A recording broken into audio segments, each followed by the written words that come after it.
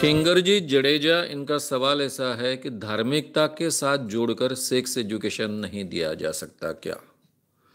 ये आपने तो बहुत ही डिफिकल्ट बात कह दी। इसको धार्मिकता के साथ में जोड़कर कैसा सेक्स एजुकेशन देना संभव है? धार्मिकता के आधार पर ही तो सेक्स एजुकेशन को विरोध होते आया है, क्योंकि भारत में धार्मिकता यानी क्या, ये सबसे बड़ा सवाल है। क्योंकि भारतीय परिवेश में सबसे बड़ा जो धर्म है, जिसको हम हिंदू धर्म कहते हैं, वो धर्म ही नहीं है, वो एक कल्चर है। और ये कल्चर इतनी विस्तृत है कि इसमें इतने विरोधाभास है कि ब्रह्मचर्य को बहुत महत्व देने वाला भाई इसी का हिस्सा है, और सेक्स के जरिए मोक्ष प्राप्त करने का प्रयास भी इसी का हिस्सा है।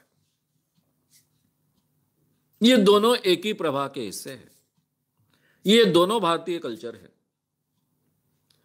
इसी भारतीय कल्चर में ब्रह्मचर्य रहना चाहिए, स्त्री पाप है, पाप की खान है, वासना से दूर रहना चाहिए। अगर आपको मोक्ष प्राप्त करना है तो स्त्री से आपको दूर ही रहना पड़ेगा, नहीं तो वो पाप में ले जाएगी, आपको नरक में ले जाएगी, ये भी मान्यता है। और दूसरी ओर अगर मोक्ष प्राप्त करना है तो स्त्री के साथ में संबंध रखकर ही मोक्ष प्राप्त कर सकते हैं, यह भी मान्यता है। दोनों मान्यता है इस समाज में। इतनी विभिन्न मान्यता है, इतनी विभिन्न विचारधारा है, इतने विभिन्न तत्वज्ञान है, एक दूसरे के खिलाफ तत्वज्ञान है, और सभी भारतीय है। इसलिए आप धर्म के आधार पर कैसे क्या सेक्स एजुकेशन दे सकते हो? आप अगर शाक्तपंथीय आधार पर सेक्स एजुकेशन देना चाहोगे तो वो आज के जमाने में मान्य नहीं।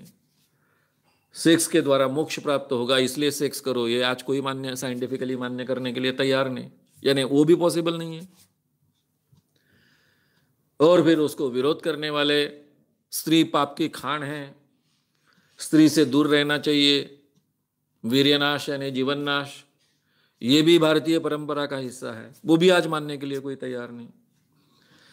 इसलिए आज के जमाने में, यानी मैं तो कहूंगा कि जो धर्म इतने अलग अलग विचार जिसमें नहीं है, एक ही धर्म ग्रंथों को मानने वाले हैं, उनके भी आधार पर कोई एजुकेशन नहीं होना चाहिए। क्योंकि ये सभी धर्म 2000-2500 साल पहले के हैं। तब जब जिस ढंग का समाज था उसके आधार पर उसकी मान्यताएं बनी हुई हैं। आज हम उसके बहुत आगे निकल चुके हैं। आज हमारा देश चलता है, हमारा समाज चलता है, हमारा कायदा कानून चलता है, वो कॉन्स्टिट्यूशन के आधार पर चलता है, और ये कॉन्स्टिट्यूशन का बेस साइंटिफिक होता है। इसलिए आज के जमाने में अगर हमको सेक्स एजुकेशन देना है तो साइंटिफिक आधार पर ही देना होगा, वो कोई धर्म के नाम पर हम दे नहीं सकते। और भारतीय धर्म के नाम पर देना तो असंभव सा है। हाँ, इतना हो सकता है कि सेक्स एजुकेशन को जो विरोध करने वाले लोग हैं उनको बहुत अच्छे ढंग से समझाया जा सकता है कि आप जिस भारतीय संस्कृति की बात कर रहे हो आपको ही मालूम नहीं है, यहां सेक्स एजुकेशन का विरोध हो ही नहीं सकता है। उलट सेक्स को महत्व देने वाला भारतीय समाज रहा है, वात्सायन से लेकर सभी चीजें यहां पर है, ये आप कह सकते हो उनका विरोध खारिज करने के लिए।